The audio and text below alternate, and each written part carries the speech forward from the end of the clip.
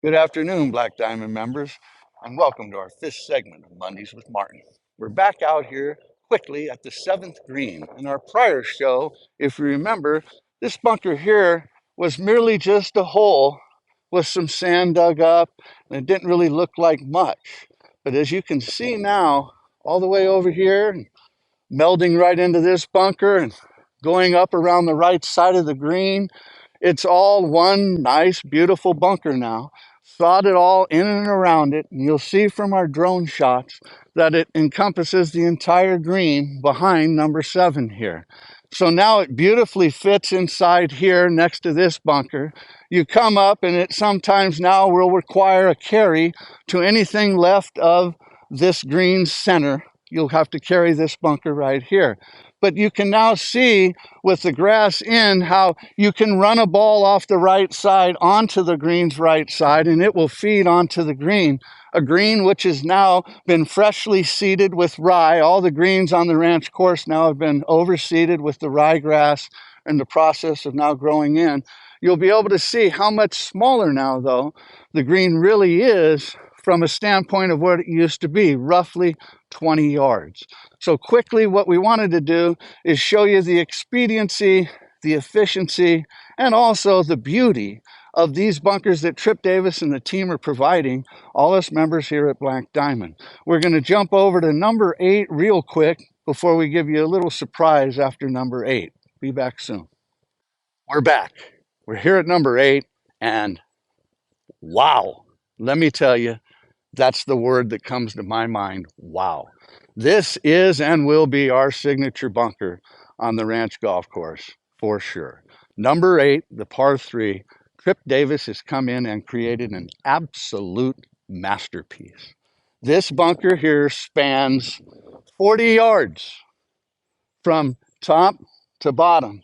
The beauty, the contours, everything. But what we really wanted to show you is we want to show you the extensiveness of how these bunkers now are to withstand the hurricanes that we have, the oppressive rains, any type of weather, inclement damage that could possibly happen. These bunkers are relatively immune to them, and here's why.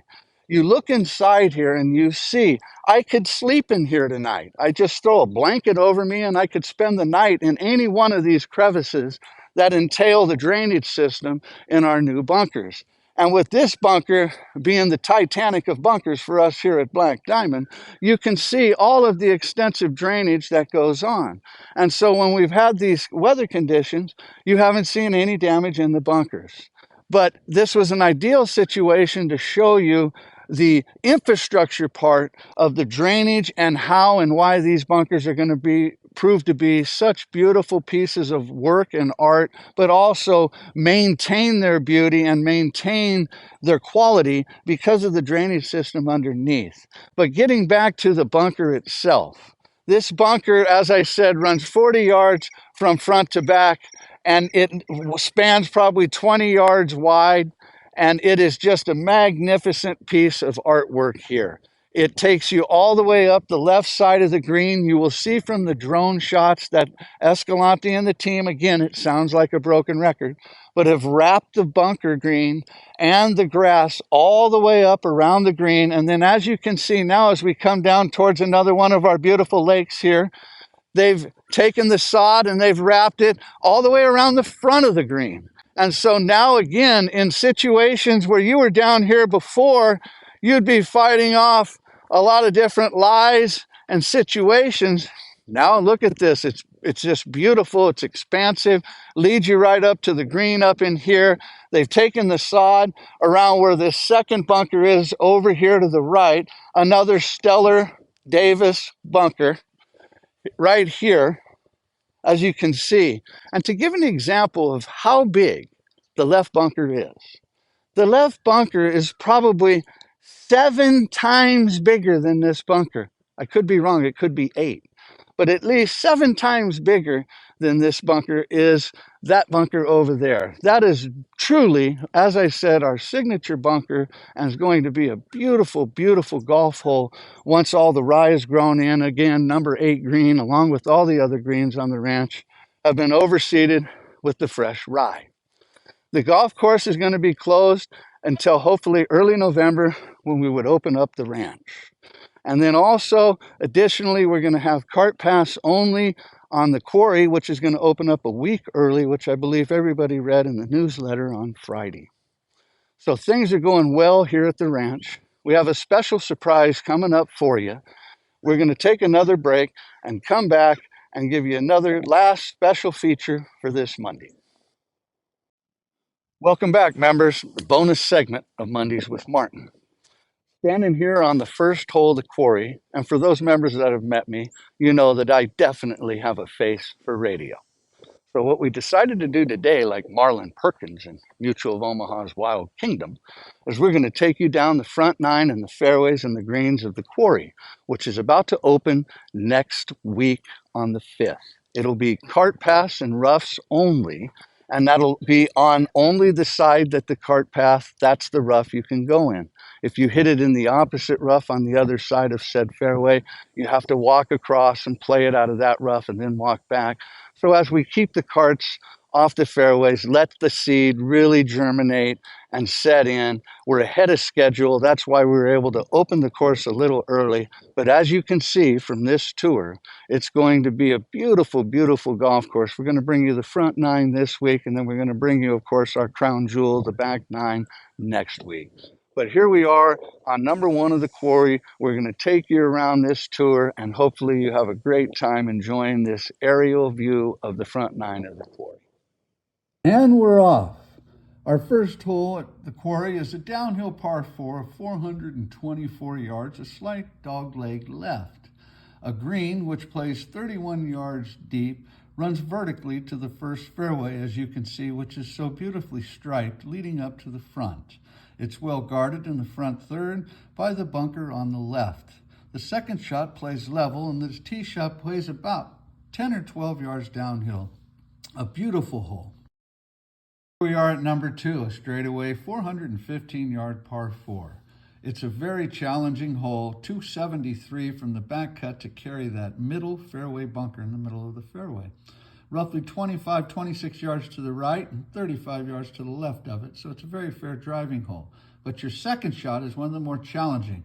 Black Diamond's smallest green, possibly 19 yards from front to back, that is well guarded by a very deep greenside bunker in the front. We move over to number 3, all you want at Black Diamond, a 458-yard par 4 that is second shot that plays 15 yards uphill. It's 265 yards to the right trap and 310 yards to the left. A green that is 30 yards deep but runs horizontally from the fairway to the green. So it requires a very precise strike to hold this green. And if you are able to hold the green, it still is a very, very tricky hole, tricky green, all you would want here. Number 4 is an absolutely gorgeous downhill par 3 of 175 yards, as you can see, with beautiful bunkering. Green plays from the front to the back right on a tee shot that runs about 13 yards downhill. Just a very cool and gorgeous little par 3.